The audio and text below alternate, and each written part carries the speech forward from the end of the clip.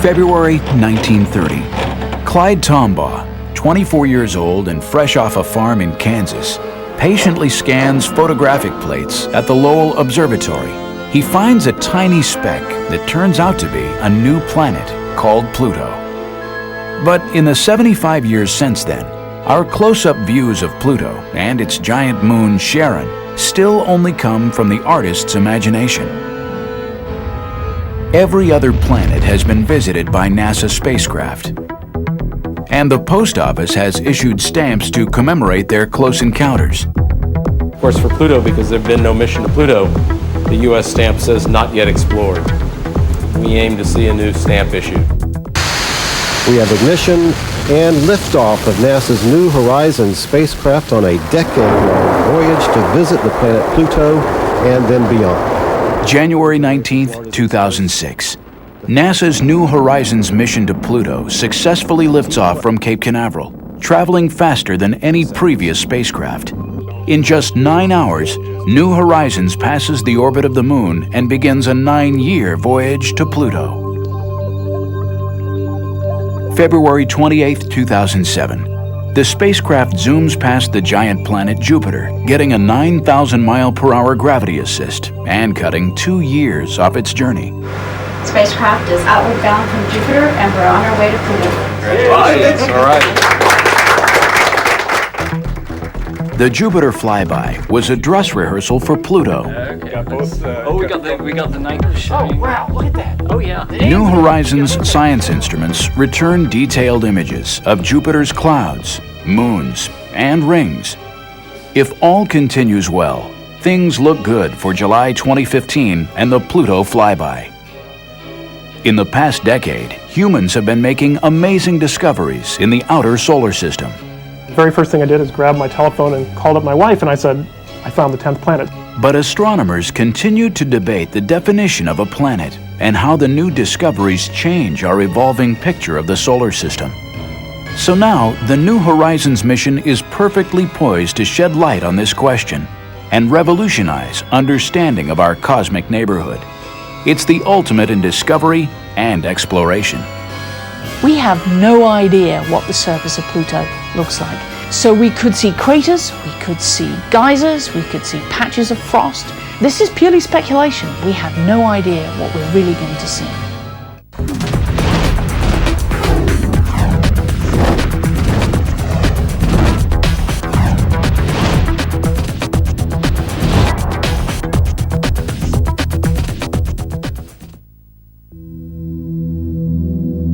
Late 2005, the long journey begins.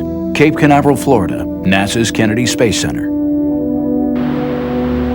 In the Kennedy clean room, the New Horizons spacecraft takes its first short flights.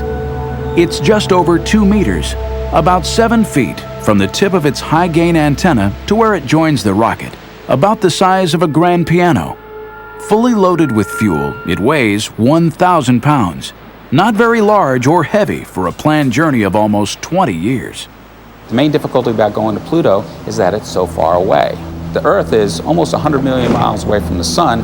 Pluto is 30 times that far, 3 billion miles away. To get to Pluto in our lifetimes means it has to go very fast. Its average speed is more than 10 miles per second. And to do that, it had to be light. One of the unique things about New Horizons is that we built a very light spacecraft and bought a very large launch vehicle. And the combination is ferocious. It gives us a very high flyout speed because we have a very long way to go. Sprinting away from Earth on launch day, New Horizons crossed the orbit of the Moon in just 9 hours. Apollo took 3 days. The spacecraft reached Jupiter in 13 months. Galileo took 6 years. But even traveling more than 50,000 miles per hour, it will still be 2015 before New Horizons reaches Pluto and Charon. So it's not that we're dawdling, we have a long way to go.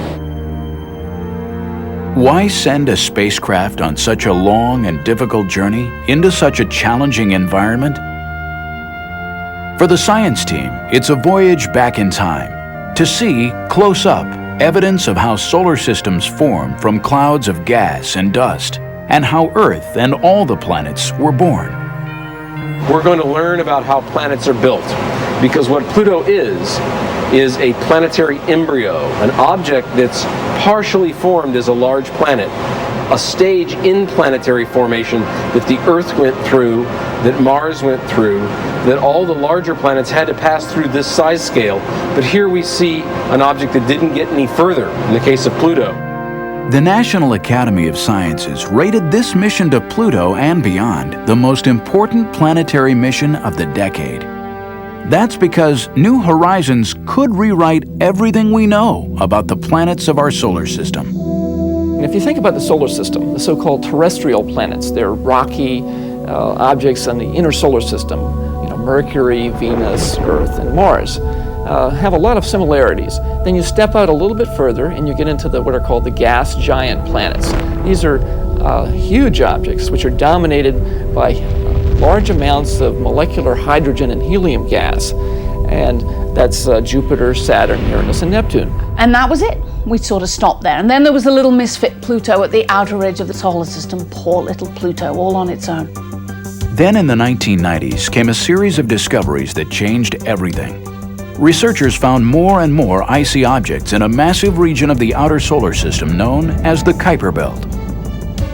And once we discovered the Kuiper Belt, everything sort of fell into place. The understanding that, in fact, Pluto and Charon are members of this other class of objects called the ice dwarfs. And in fact, we think that these ice dwarfs are the most populous class of planetary body in our entire solar system. That tells us, from that respect, Pluto's not special. It's got lots of company out there. Ice dwarfs aren't just far out there. In the early days, 4 billion years ago, they may have had a role in shaping Earth and bringing our planet the materials of which we're made. The collisions within the Kuiper Belt produce the short period comets, which then fall in towards the sun and bombard the Earth, sometimes bringing some of that raw material from which life formed and some of the water that's on the surface of the Earth. This information about the Earth's birth isn't available anywhere else. So the key part of that big puzzle of how the solar system formed will come from looking at Pluto, understanding its nature, what it will imply about its formation, how it came to be, and everything about it.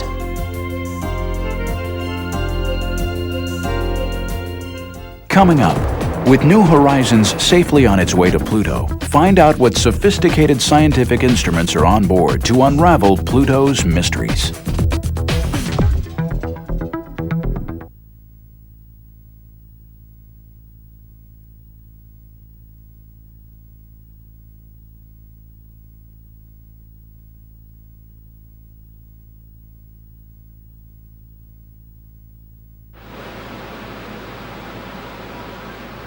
For this first ever trip to Pluto, the science team wants to find out the basics. What do Pluto and Charon look like? What are they made of, and what kind of atmosphere exists? Their hunch is that all these questions are connected.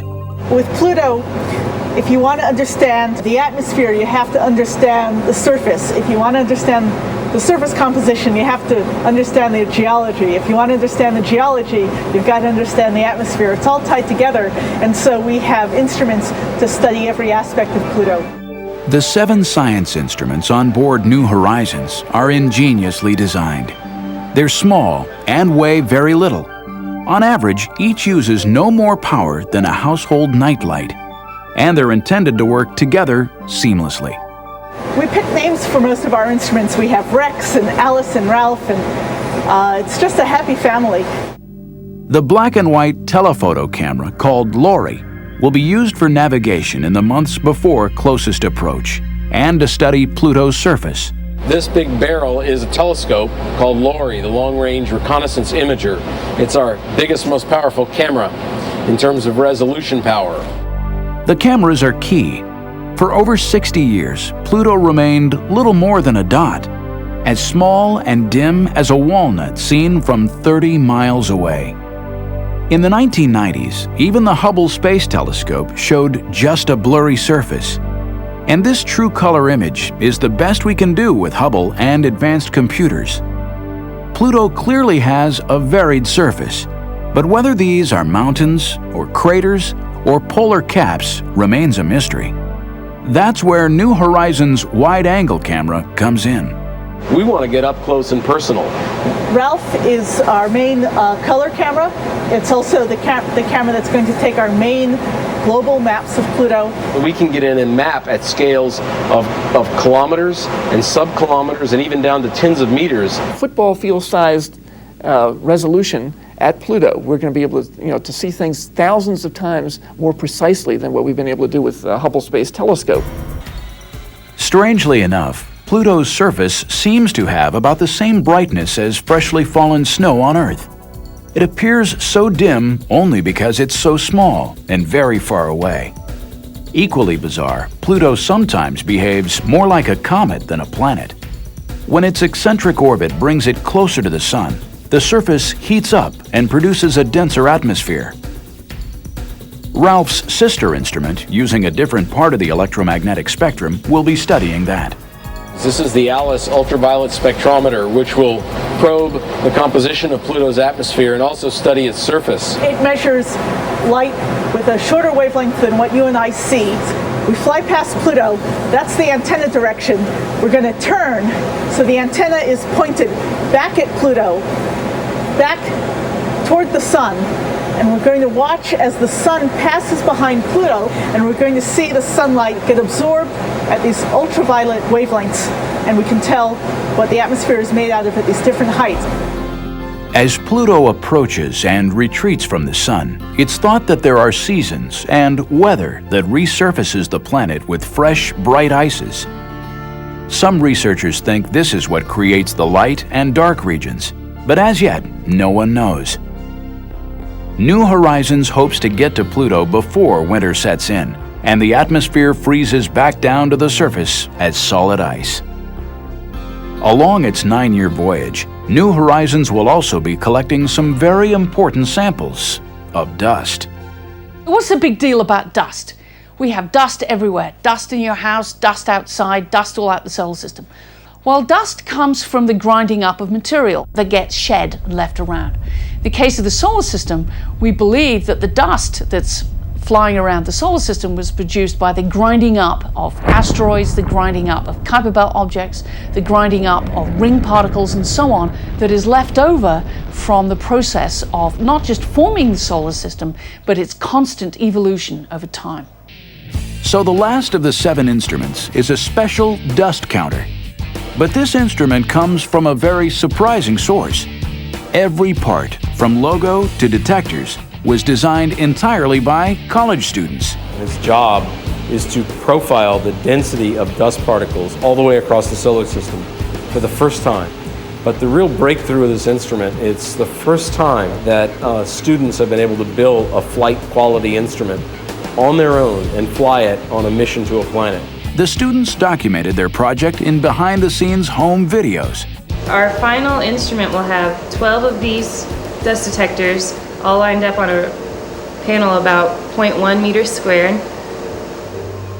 Till now, no dust counter has gotten data farther out than 18 times the distance of Earth from the Sun. Design specs from the SDC are twice that and more, lasting decades, traveling billions of miles, surviving temperatures near absolute zero. Even though it's a student project, the dust counter is every bit as robust and serious as the other instruments on board. The students faced review boards of veteran scientists and engineers as part of the design process. Together, the 7 science instruments are the most powerful set of detectors ever sent on a first flyby of any world in our solar system. But making sure the Pluto flyby is successful meant a race against time to launch in 2006. And before they could ship the spacecraft to the Cape, the hardware and the science instruments all have to go through a rigorous test program. For this mission, keeping on schedule was critical. It's also important that we get there as soon as possible because Pluto does have an atmosphere right now, but it's moving farther and farther away from the Sun. And at some point, that atmosphere is going to freeze out. Although meeting the target launch date is critical, so is making sure that all the hardware works together like a finely tuned machine. One builds a spacecraft, you build the individual boxes and instruments first, and they go through their own tests, both functionally and then environmental tests. And that's sort of equivalent to the members of an orchestra, each tuning up. But once you build it as a spacecraft, once you've assembled it, then you're playing the symphony.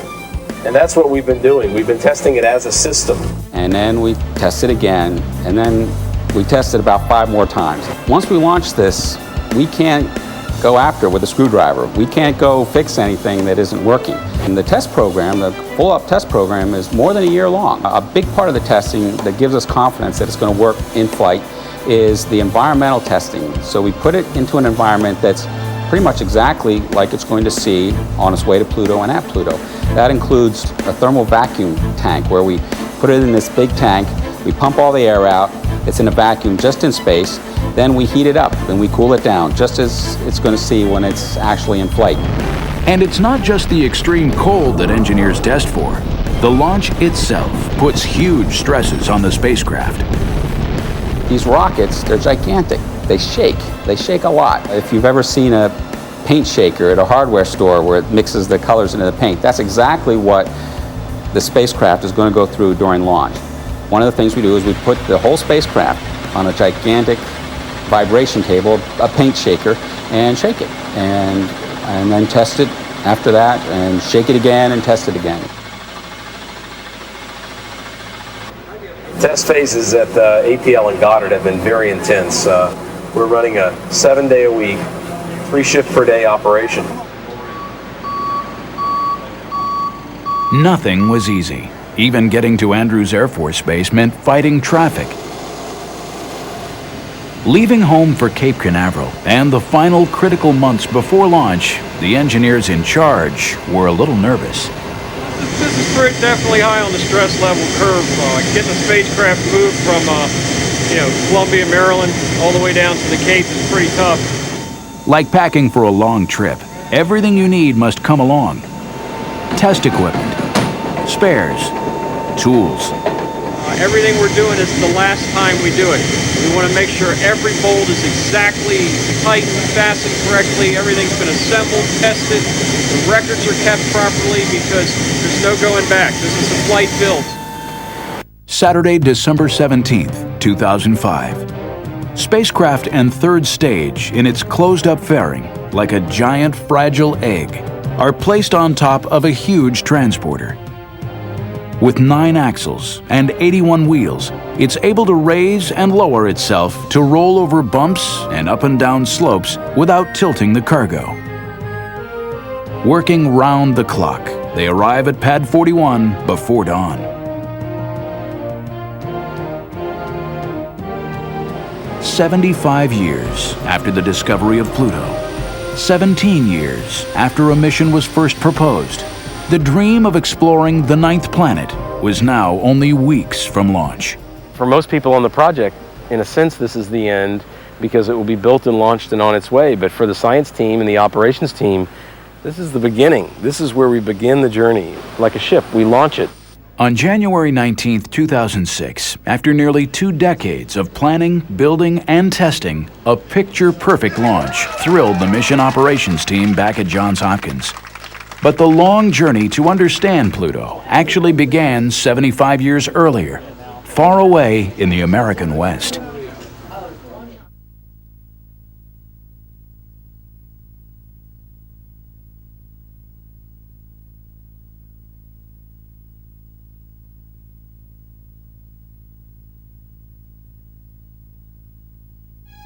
The story of Pluto's discovery begins here, Flagstaff, Arizona, the Lowell Observatory. Named for its founder, Percival Lowell, a rich Bostonian who was fascinated first by the possibility of water and life on Mars, and then by the search for Planet X, an undiscovered world out beyond Neptune. Pluto was discovered here, and the observatory remains a center of Pluto research today.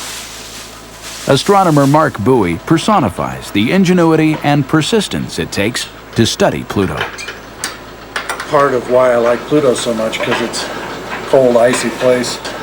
Bowie's role on New Horizons is to help find targets far out in the Kuiper Belt, where the spacecraft will travel after it has flown by Pluto and Charon. This homegrown instrument, named Mimir after a Norse god of wisdom, will be placed on ground-based telescopes to study ices on Pluto's surface before the spacecraft gets there. For 2 decades, Bowie and colleagues have used the best instruments available to map the planet. In the mid-90s, he and Alan Stern collaborated in using the Hubble Space Telescope to make the first direct images of Pluto's surface. Hubble has revealed the first glimpse of Pluto for the first time, and it's exciting to Mark and I and to our whole scientific team to be able to see this object that no humans really could glimpse as a real planet, as a real object in the solar system previously. In 2002, astronauts placed the new Advanced Camera for Surveys on board Hubble, and Bowie now had data for a new map. I think this map is probably the best map we're going to get prior to the spacecraft getting there. Pluto clearly has dramatically varied geology, though the images are still mysterious. But what a transformation from the dot of light that was Clyde Tombaugh's first sight of Pluto 3/4 of a century earlier. 75 years to the exact day and time, Observatory Director Robert Millis shows us how the discovery was made. 75 years ago, Clyde Tombaugh sat at this machine and became the first person to ever see the planet Pluto. The machine is called a blink comparator. Tombaugh used it to look at photographs of the same patch of sky taken a few days apart. Night after night, he'd patiently expose the large glass plates. Day after day, he'd blink the plates back and forth, looking for anything different from the fixed points of starlight. Decades later, Tombaugh still recalled just how uncomfortable and challenging the search for Planet X turned out to be. You get cold, you get numb. It took a lot of perseverance, because this gets brutally monotonous. Blinking back and forward, Tombaugh was looking for anything that shifted position. The only means you have identifying a planet is going to be small. It's like a small star image. The only clue you have is it shifts position with an interval of a few days in a night's time. That's the only clue you have. So you've got to see all these star images, hundreds of thousands of them, to see if any of them shift position during the interval between the first and second plate. That small movement was just what Tombaugh saw on February 17, 1930. The arrows were added to show its position a few days apart. It was just what Lowell and Tombaugh wanted to see, a distant planet. After some debate, an English schoolgirl, 11-year-old Venetia Burney, came up with the name Pluto, god of the underworld. PL, of course, were also Lowell's initials. By studying the motion of that dim and distant dot of light, astronomers discovered a Pluto year, the time it takes to move once around the Sun, was equal to 248 Earth years. The angle of its orbit, seen here in silver, was steeper than any other planet. Its distance from the Sun also varied more than any other planet. For 48 years, that was all anyone knew about Pluto. Then, in 1978, astronomers Jim Christie and Bob Harrington analyzed new plates taken at the U.S. Naval Observatory in Flagstaff. Christie noted an elongation of the planet to the north. 1 month later, the bump had disappeared. Blink the images back and forward just like Clyde had done, and you see the bump is moving. Their conclusion? Pluto, like Earth, has a moon.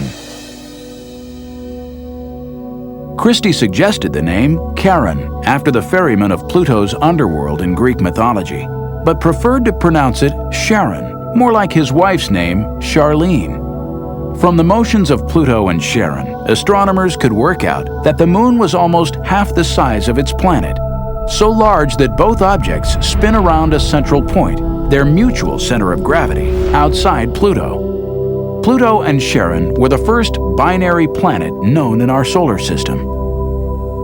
Using the basic physics of their orbits and their distance from each other, astronomers were able to calculate their mass and size. Pluto was smaller than our moon, about 1,500 miles in diameter, and had only 1/10 of its mass. Pluto and Charon together would barely stretch across the continental United States. From its size and orbit, astronomers estimated that Pluto is perhaps half rock and half ice. That makes it one of the largest of a whole new class of objects, the ice dwarfs, living out in what's known as the Kuiper Belt. This region is named for Gerard Kuiper, a leading mid-20th century planetary astronomer. Kuiper suggested that the solar system didn't end with Neptune and Pluto, but that there should be a disk or belt of other worlds somewhere way out there. In 1992, from a mountaintop in Hawaii, David Jewett and Jane Liu found the first Kuiper Belt object. They were using new and highly sensitive CCDs, like the sensors in a modern digital camera. But their technique was essentially an updated version of Tombaugh's work. Take carefully registered images of a patch of sky and see if anything moves against the distant stars. This one, QB1, did just that. Jewett and Liu had found the first Kuiper Belt object. It was just a few hundred kilometers across, about the size of an asteroid. In 2002, Caltech astronomer Mike Brown and colleagues found a Kuiper Belt object half the size of Pluto. In 2004, Sedna, another world, 3/4 the size of Pluto. Brown kept on looking, using computers to do the work of Tombaugh's blink comparator. We do exactly the same thing. Clyde Tombaugh is the one who basically figured out the system for finding these things, but we do it all by computer instead. These are 3 images in a row that are blinking on the screen, just like Clyde Tombaugh would blink. On the morning of January 5th, 2005, I was looking at these very images, and I clicked the button saying this one's no good, and I suddenly see this object here very clearly moving across the frame in dead center. And this is the one where I almost literally fell out of my chair, because it's perhaps it's close to being the brightest object we'd ever seen out there, and it's also moving extremely slowly. Slow means it's far away. Slow and bright means it's really big. If you combined more distant with anything we'd ever found and almost the brightest thing we'd ever found, you knew immediately that this thing had to be the biggest thing we'd ever found in the outer solar system. The very first thing I did is grab my telephone and called up my wife, and I said, I found the 10th planet. 2003 UB313, the random name assigned by Brown's computer, was 25% larger than Pluto. Until an official name was chosen, Brown came up with a temporary nickname, commemorating Percival Lowell's search for Planet X. We had actually been reserving the name Xena for the first object that we found larger than Pluto. We wanted something that started with an X for Planet X. We wanted something that was mythological. Now Xena is only TV mythology, not real mythology, but we figured Pluto is named after a cartoon dog, so that's okay. And we wanted something that, we decided there weren't enough female planets, so we were going to name another one female planet. So if you take those 3 together, you get Xena. Xena has now officially been named Eris, goddess of discord, which seems appropriate. Some astronomers argue that Pluto and Eris, as Kuiper Belt objects, should not be classified as true planets. Others disagree. In August 2006, in a controversial decision, the International Astronomical Union reclassified Pluto, Charon, and Eris as dwarf planets.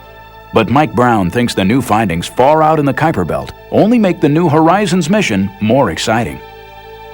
Pluto is the closest member of this new class of objects we're finding. The next best thing to studying all of these objects out there is to go look at some of the big ones. Go look at Pluto. It's not the biggest one out there, but it's the closest really big one that we can learn a lot about. So I think that going to Pluto is much more exciting today than it was even a year ago. In 2005, Hal Weaver and Alan Stern used the Hubble for another close-up look at Pluto and Charon. We want to know everything that could possibly be along our path as we're going through the Pluto-Charon system. The result was an historic and astonishing discovery. This was just incredible. In fact, it was so incredible we almost didn't believe it at first. They saw 2 small, dim moons where only Charon had been known before. It would double the excitement of the close encounter. We get 4 for the price of 2. You know, instead of having just Pluto and Charon, we now have another couple of exciting moons to investigate. Pluto is an even more interesting place than we imagined. Mark Bowie went back and confirmed the discovery by reanalyzing previous images. He made this true color portrait of Pluto and Charon with the newest moons, Nix and Hydra. New Horizons will speed through the Pluto system in less than a day. To maximize success, the mission would use flying by Jupiter, the largest planet in our solar system, as a dress rehearsal for encountering the smallest. Early 2007, engineers and scientists got ready.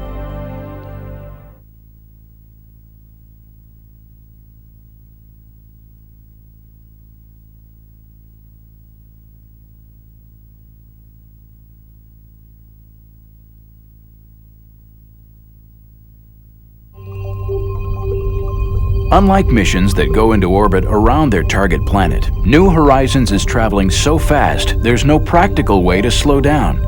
After a 9-year trip, closest approach to Pluto and Charon will flash by in less than a day. This is going to be incredibly nerve-wracking. As we do the encounter, we get one shot at flying by Pluto. That's both terrifying, also very exhilarating. Pluto is so far away that radio signals from Earth take 4.5 hours to get there, and 4.5 hours back. This 9-hour round-trip light time means computer commands for every aspect of the encounter, from navigation to operation of the science instruments, must be programmed, tested, and uploaded ahead of time. It's very scary to build a spacecraft and then launch it and not get any data for 9 years. And so it's really key to test out the instruments before we get there. June 2005, 10 full years before arrival at Pluto. The mission operations team runs a detailed simulation of the encounter, modeled to the split second. To test the spacecraft still more rigorously, the project decides to use the Jupiter flyby to take actual scientific observations. They'd look at the volcanic moon Io. They'd study Jupiter's cloudy surface and aurora. This will be a wonderful dress rehearsal for the whole process of putting together a complicated sequence. And we only get to do it once at Pluto, so having this practice at Jupiter will be very valuable for that. January 2007, still another simulation. The Jupiter encounter has mission planners working harder than ever. So it's more intense than by several orders of magnitude than anything we've done as far as memory usage, which translates to number of commands. It's more intense actually than our Pluto simulations we did pre-launch. I guess the usual stuff. Axis normal, our SPE is going to range from 7.056 degrees. The observation starts 10:06:16. Before any command is sent up to the spacecraft, it's reviewed by a representative of every subsystem, power, thermal, data handling, as well as the science team. One bad line of code can cripple a spacecraft. The Jupiter encounter has 40,000 of them. Every command is run through a series of computers, identical to those up in space, except that this New Horizons mission simulator is safely on the ground in Maryland. February 28, 2007, 45 minutes after midnight, GMT. New Horizons closes in on Jupiter. Hours later, scientists and engineers gather at the Applied Physics Laboratory for what they hope will be the first post-encounter transmission from the spacecraft. Mission managers coordinate with researchers across America. Experienced operators stand by at stations dedicated to each instrument and subsystem. The ACE, or Lead Flight Controller, communicates with NASA's Deep Space Network Station in Australia. Alice Bowman is Mission Operations Manager, or MOM. Her professional family includes some of the brightest engineers around. Today's very important. It's our Jupiter flyby day. And of course, the test is coming right up. We'll see if a spacecraft made it through the dangerous radiation at Jupiter. For this milestone in the life of the mission, all hands are on deck. It's real big. As you can see, we have a lot of people coming in today, a lot of scientists who wanted this information off the satellite that we've been trying to get for them. So today is real eventful. I would put it somewhere between launch and actually getting to Pluto. I'd say it's the third most critical activity in the whole timeline. We're really putting the spacecraft through a stress test. That's our primary objective. But as long as we had to stress it, we thought we'd stress it with 700 science observations. 700 observations. 40,000 commands.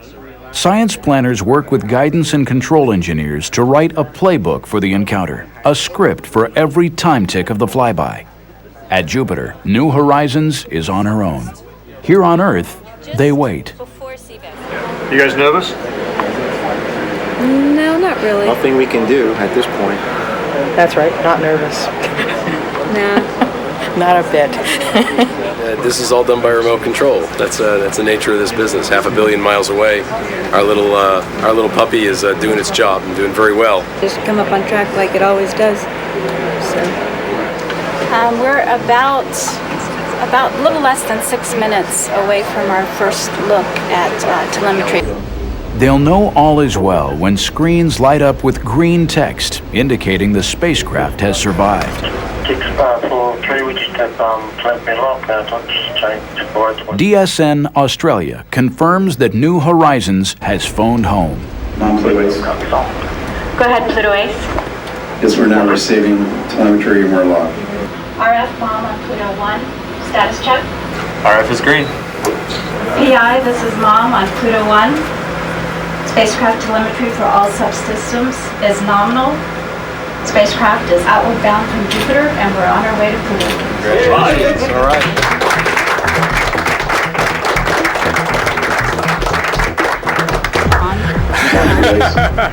Oh, relieved. Go ahead, we expected everything to go well, but it's good to know that it really did. Now we still have to wait for the data to come down, see what's happening with the radiation levels on our instruments, and waiting for that really good picture of Io that we should be getting in a couple of hours. Good, everything's looking really good at this point. The station's cooperating, no problems with the station, the spacecraft's in a good state, all's well. Jupiter's not our ultimate destination. It's very nice, that we can actually get a lot of great scientific data for free, basically. We get that gravity boost, the most important thing, but after that, just getting that extra science and the extra practice for doing an encounter, which are really hairy. These encounter situations where it's all or nothing. You fly by and you don't return. We have to make sure everything works perfectly, so we're going to learn some lessons from this experience, apply them to the Pluto encounter, and hopefully make for, an even better Pluto encounter. The engineers could tell right away that all spacecraft systems were nominal. But the scientists wanted to see the very first pictures of Io. They'd gotten used to fancy computer graphics depicting an imaginary trajectory and volcanic plumes. But the actual images just in from Jupiter would determine scientific success or failure.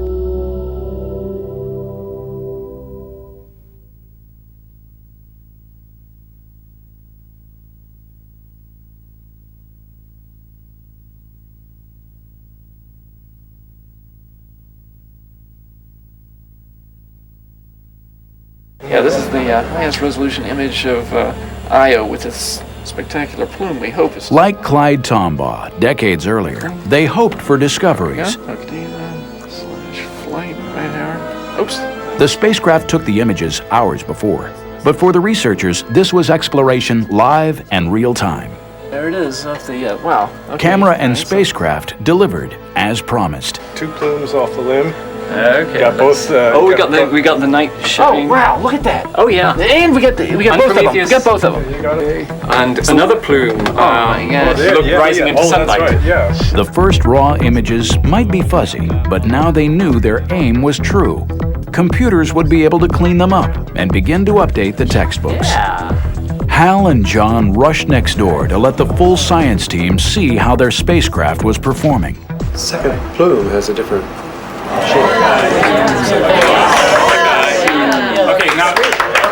Researchers called out requests to adjust brightness and contrast to reveal details hidden in the pictures. Now they knew for sure they'd captured the volcano called Tvashtar, spewing its sulfur plume 180 miles up into space. How about that one up there? What is that? How about this one here? Is that a mountain or is that a mountain? Many of the scientists were veterans of previous missions, but precise navigation and state-of-the-art cameras were revealing the Jupiter system as never before. There was the one Voyager 1 image the high resolution image that showed the filamentary structure, but nothing like this. Yeah, that's Professional astronomers, of course, thrill at each new image, but the general public also had a role in targeting New Horizons cameras. And what we actually did is went out to some blog sites where talented amateur astronomers and planetary scientists discussed the latest findings. Like the student dust counter, this was the first time the public had a chance to shape a deep space mission. We asked them, suggest to us some of your best ideas for what we call Kodak moments, unique geometries when we could obtain something evocative. Out of this process came the idea for snapping Io and Europa lit edge on by the sun. Stern's favorite captured Europa rising over Jupiter.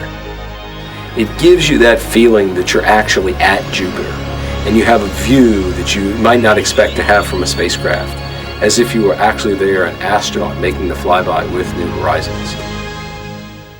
There were 7 Kodak moments, but New Horizons returned almost 700 observations. And we have very detailed images that show us much finer structure now in Jupiter's ring system than had ever been obtained by any previous mission.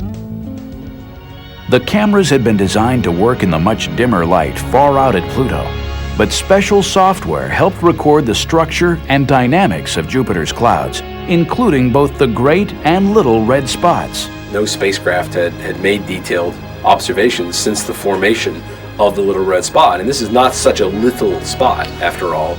It's as large as the Earth, practically. And we happen to be the first mission to Jupiter since the coagulation of some smaller storms into the so-called little red spot. So the spacecraft passed this intentionally extreme stress test with flying colors. Because I would have been very happy if half or more of the observations had worked out, rather than upwards of 95–97%. Leaving Jupiter, New Horizons will fly down the planet's giant magnetic tail, another first for this mission. Then it will be time for an 8-year cruise to Pluto, with long periods spent in hibernation, instruments turned off. Well, Cruise for New Horizons is a 8-year sequence during which most of the time the spacecraft is in hibernation. And we do that in part to save money, but more importantly to save time, wear and tear on the electronics. In fact, most of the electronics boxes on New Horizons, although they will be 9.5 years old on reaching Pluto, they will only have between 2 and 3 years of on time. So for practical purposes, the spacecraft is not 9.5 years old, but 2.5 or 3 years old. Just commands out. Keeping the spacecraft young is one thing. Mission planners also had to think about who would be around to operate the spacecraft in 2015. Many of the faces you see around New Horizons are relatively young. That's also no accident. You know, if it's something like that, let's say you have. The project wants to make sure key team members are still on the job when the spacecraft gets to Pluto. Yeah. How old are you going to be? In 2015? Yeah. I don't know, somewhere in my 40s. Oh, and you're a youngster. Yes. If all goes well, even 2015 won't be an end date for New Horizons. It should have enough fuel to travel onwards, to rendezvous with 1 or 2 ice dwarfs beyond Pluto. 3, 2, 1. The story of New Horizons may be a tale of high-powered rockets and sophisticated science instruments, but it's also evidence of human persistence, passion, and boundless imagination. It's going to be an almost timeless object, that we're building something that will not only outlast the pyramids, but outlast the mountain ranges of the Earth. This will fly through the galaxy essentially unchanged from the way we build it, and it will be just that way for billions of years, literally. That's a stunning thing to me every time I think about it. New Horizons is not just breakthrough science. It's another milestone in America's vision of space exploration. Humans are explorers. I mean, we're not satisfied just to sit still with the status quo. We want to understand our place in the universe. We want to understand why we're here. Is the Earth unique? Is life unique? And science, and in particular space science, where we're going out to study the planets, is a very important component of that process. Virtually every place we've sent a spacecraft on a first reconnaissance mission like this, that we find out that our Earth-based notions were flat wrong. So I'll tell you what we expect, but before anything, what we expect is to be surprised. Exploring the outer solar system, because it's so far, takes a lot of time. We're talking decades rather than a few years. It requires a lot of patience, a lot of dedication, a lot of perseverance, but it's exciting. It's the frontier. It's the place that we know the least about, and yet the rewards could be huge in terms of what it tells us about the origin and evolution of the solar system. And because it's so far, we just want to know what's there. It's curiosity.